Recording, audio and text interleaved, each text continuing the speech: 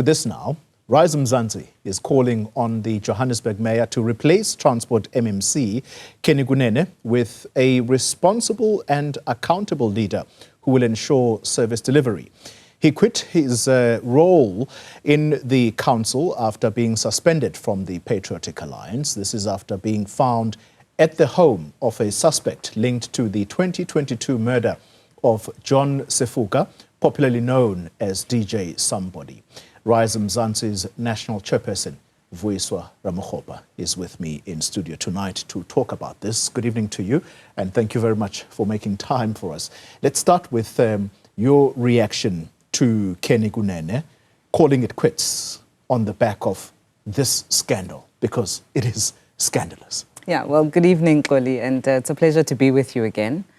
I mean, let me start actually by commending the former MMC, Kenny Kunene, for actually doing the right thing in terms of resigning once these allegations became public. And I think if we saw more of that in the public sector and in the domain of public leadership, we'd be far further as a country. Yeah. But I think what is upsetting and why South Africans are so particularly outraged is that, you know, at this level of leadership, at an MMC level, and a level of responsibility in government at that level, we shouldn't even be dealing with issues of this nature. Why are you even found at an alleged murderer's house? I mean, it's just unacceptable. Do you believe that it raises further suspicion, perhaps unnecessarily against politicians? Because in a short space of time, here's another politician found at a home, as you say, of someone, I suppose at the time of this meeting or taking the journalist there, these people or this person may not have been a suspect. Yeah. But how coincidental on the back of the Minister of Police, who is now on a leave of absence for allegedly being in cahoots with criminal syndicates. Correct, Koli. And the picture you're painting further, you know, sends the message that this is not an isolated incident. We have seen over the last few years, more than the last decade actually, a progressive decline in the quality and ethical quality of political leaders. And that has an effect even on the country and on citizens in this country and the rising state of lawlessness that we all experience as citizens in this country. So this is not about one incident. And I would actually ask that we don't make it, we must focus on this issue, but it's not just about this issue. There are a number of other incidents where politicians or people in public leadership have unfortunately not passed the test of ethical leadership and are not upholding the highest standards. And that is really where our call is saying if we want to turn our municipalities around, if we want to turn the state of governance around, it starts with ensuring that we have leaders in place who adhere to the highest standards of ethics and conduct themselves in a way that actually can be upheld and can stand whatever test of ethics. You're asking the mayor, on the back of this resignation, to appoint someone who has the residents of Johannesburg's interests at heart. Yes. The Democratic Alliance is saying, actually, we want an investigation of the projects that may have been undertaken in this portfolio of transport that Mr. Kunene was heading. Is that a call that you would agree with? Do you suspect there could have been issues there? What I will say, and I think any resident of Johannesburg can attest to the fact that the state of our roads and the state of our road infrastructure is in a dire state. Notwithstanding the millions and billions of rands that get allocated towards infrastructure development in our province, the question we're all asking is, where does that money go? Because we certainly aren't seeing it. Our roads have become progressively worse over the last decade.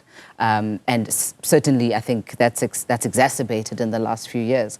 So without casting aspersions, but I think it's important to ask, where has that money gone? And what is it being spent on? Because it's certainly not being spent on our roads. You are, this is a political question now, you are part of the provincial government of national unity or provincial government of unity. Yes. Let me not confuse these. Some are saying, thanks to the ANC for, it is thanks to the ANC rather for appointing Kenny Kunene. What would you say to that statement, knowing full well that you are part of the government of provincial, or of this provincial government of unity at the behest of the ANC? Yeah. So, I mean, obviously, as Rise Mzansi, we are not in any way involved in the inner workings of other parties. So I can't speak to what the discussions are in any other party, not the ANC, not the DA, or their decisions around who they deploy and place where. What I can say is that when we entered the government of provincial unity, our objective was was that we understood that there's a problem of leadership and a problem of governance in our province. And if given the opportunity to make some kind of an impact to that, we would want to participate in helping to turn that around. And I think we have been, a very constructive participant in the government of provincial unity, and have been, very vocal, even within our role in the province about the state of affairs in our province. And that's something that we won't back down from or shy away from. And one of the things we have said consistently and continue to say is that our local municipalities are in trouble. And it is directly on the shoulders of the 7-party coalition government that is in government in the city of Johannesburg, led by Executive Mayor Dada Morero. And this is why we are making the call to Executive Mayor Dada Morero to say, take some action. Make sure that whoever is appointed next is somebody of the highest caliber. And I would make the same call to the party that deploys the person to that role to say, even within the party leadership level, it has to be that we must agree that when we send individuals to represent us at that level, they must be of the highest standard and they must pass certain tests of ethical leadership. Final question on that very point of ethics. We're about to talk to the Patriotic Alliance spokesperson.